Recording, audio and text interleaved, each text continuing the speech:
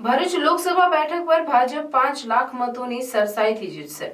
ગુજરાત ફરી 26માંથી 26 બેઠક પર કમળ ખીલવી ભાજપની હેટ્રિક લગાવશે તેમ ભરૂચમાં લોકસભાની બેઠકના આયોજનમાં પૂર્વ ગૃહમંત્રી પ્રદીપસિંહ જાડેજાએ વિશ્વાસ વ્યક્ત કર્યો હતો। ગુજરાત સાથે ભરૂચ ભાજપ પણ આગામી લોકસભાની ચૂંટણી માટે સજ્જ બન્યું છે। ભરૂચ લોકસભા બેઠકની મીટિંગ આજે સોમવારે પૂર્વ ગૃહમંત્રી અને ભરૂચ લોકસભા ક્લસ્ટર પ્રભારી પ્રદીપસિંહ જાડેજાના અધ્યક્ષસ્થાને આત્મીય હોલ ખાતે આયોજિત કરાઈ હતી।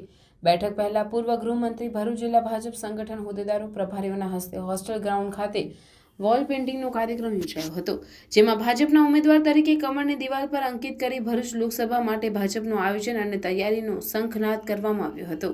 આત્મીય હોલ ખાતે મળેલી ભરૂચ લોકસભા બેઠકની ચૂંટણી માટેની મીટિંગમાં ઐતિહાસિક મતોની સરસાઈથી ભરૂચ બેઠક પર ફરી એક વખત કમળ ખીલવા આહવાન કરાયું હતું।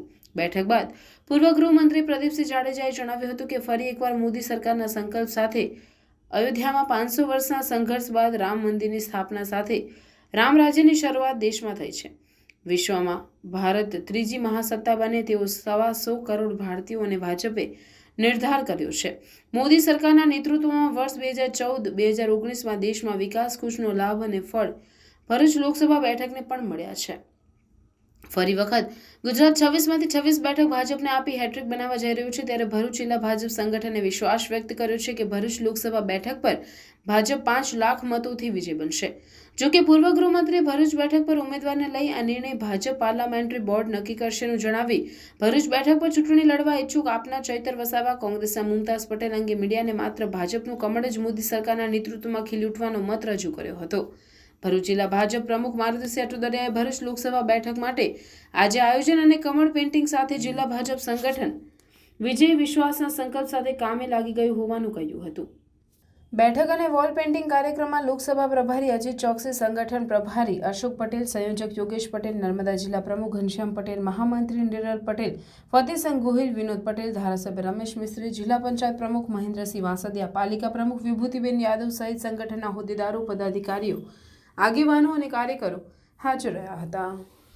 દેશમાં ફિર એક બાર મોદી સરકાર અને ભરૂચમાં ભારતીય જનતા પાર્ટીના સંસદ સભ્ય તરીકે કમળ વિજય બને એના માટે આ લોકસભાના સંયોજક અજયભાઈ ચોકસી અને આ લોકસભાના ઇન્ચાર્જ યોગેશભાઈ પટેલ અને ભારતીય જનતા પાર્ટીના સંગઠનની ઉપસ્થિતિમાં સમગ્ર ભરૂચની લોકસભાની બેઠકનું આયોજન કરવામાં આવ્યું છે અને આજના આયોજનમાં આગામી દિવસોમાં સંગઠનાત્મક શક્તિના આધાર ઉપર ભારતીય જનતા પાર્ટીના માધ્યમથી લોકસભામાં ભાજપના કમળને 5 લાખ કરતાં વધારે મતોથી જંગી વિજય બને, ફિર એકવાર મોદી સરકાર થાય અને ભારત એ વિશ્વની ત્રીજી મહાસત્તા બને એવા આશયથી આ લોકસભાની ચૂંટણીમાં ગુજરાતમાં ભાજપની 26